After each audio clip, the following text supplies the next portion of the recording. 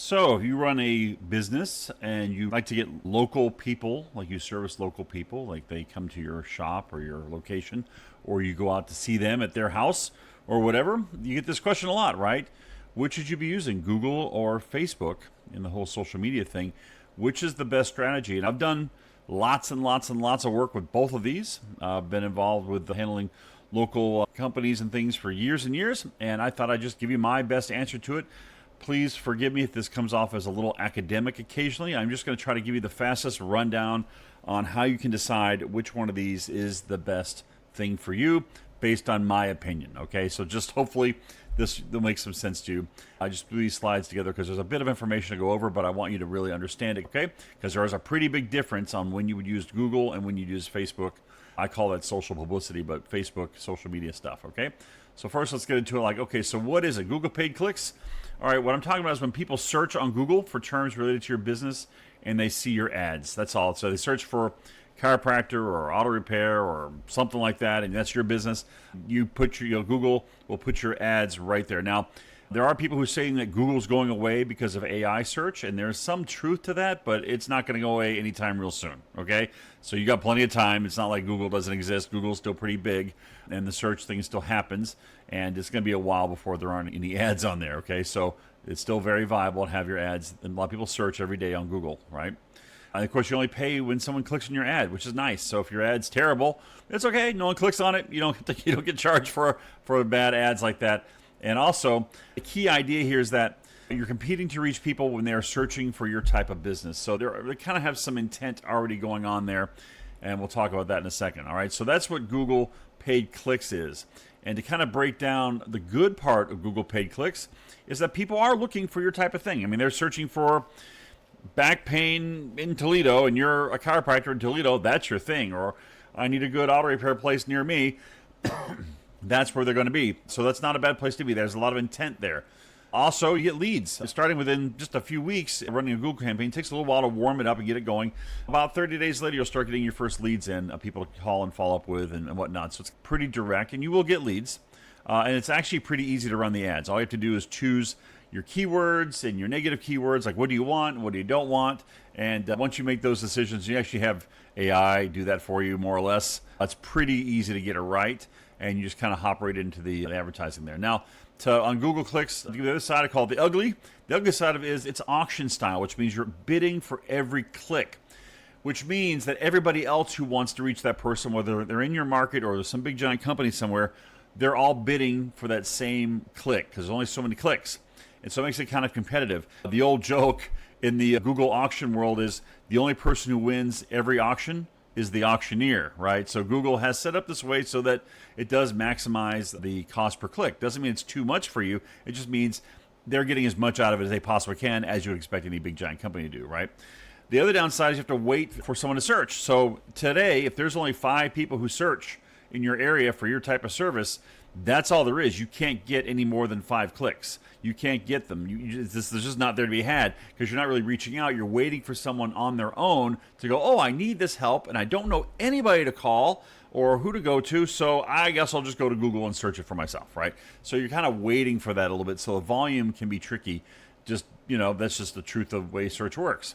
And your business is just presented as one of many options. So basically, Google gives a menu to the person. Okay, good. You want a chiropractor near me, or you want a dentist near me? Here's a list of them. They're all paying to be here. You click on the one you like. And of course, it's hard to differentiate yourself when you're just presented kind of menu style with the guys there. So it's not much of a branding. It's very transactional. There's no love there. This person's just clicking, right? They don't know who you are. They're just clicking on the person that looks the prettiest picture or the nicest words or whatever it is, right? Right? That's the only chance you have to show up there, okay? Now we go to Facebook. I call this, it's Facebook, Instagram. It's social publicity.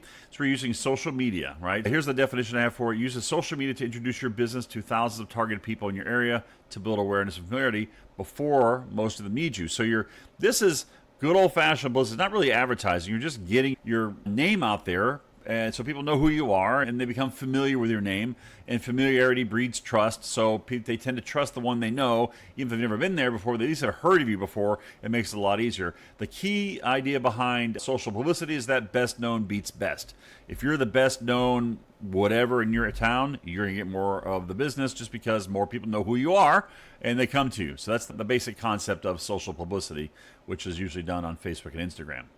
All right, so the good of these is that it reaches out to people before they click. So you're actually putting your ad in front of people while they're scrolling on social media, whatever. You're just sort of getting in front of them before they click, before they search, before they go look or anything. You're just sort of like, you're just showing up in their world, like, introducing yourself, right? It does build that familiarity, trust, and relationship. People see you month after month, whatever. They eventually come to say, oh yeah, I know this guy. I've heard of them. I've heard of them. I've heard of them. All you want your prospective prospects to do is go, I've heard of them. And you're kind of on your way to having some sort of trust, some sort of basic relationship there. You're standing out from the crowd just a little bit by showing up. And it's very inexpensive. Where Google clicks can be several dollars a piece, can be $15, $20 even per click sometimes, depending on how competitive it is. Social publicity runs really inexpensive. We're talking like just a few dollars per day will put you in front of thousands of people per month. It's pretty cheap, right? All right, now the ugly on social publicity, it's got a downside too. It does require skill with Meta Ads Manager. You can't just boost a post on Facebook and have it work. It's not that simple. You do need to use the Meta Ads Manager. Not impossible to use. Thousands of people use it every day, but there is a little bit of a learning curve that you have to figure that out.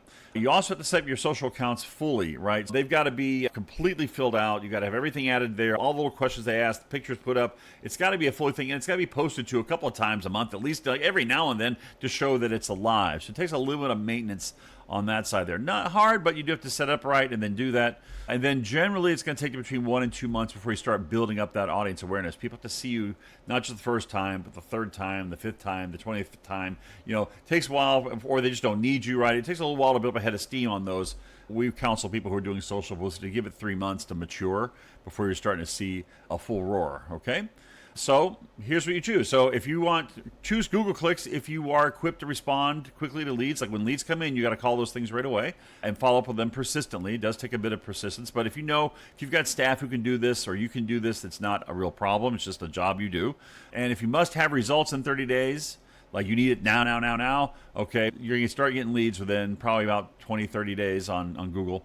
And if cost is less of an issue, like you don't mind paying a bit, because you are going to that ad auction where you're going to be paying X dollars per click, and you're just going to be willing to handle that. If you charge enough for your services, this is not usually a problem, but you do need to convert enough of these leads into customers to make that money pay off. You choose social publicity if you just want to build awareness, familiarity, which kind of an ever-growing cloud of people in your area who know who you are.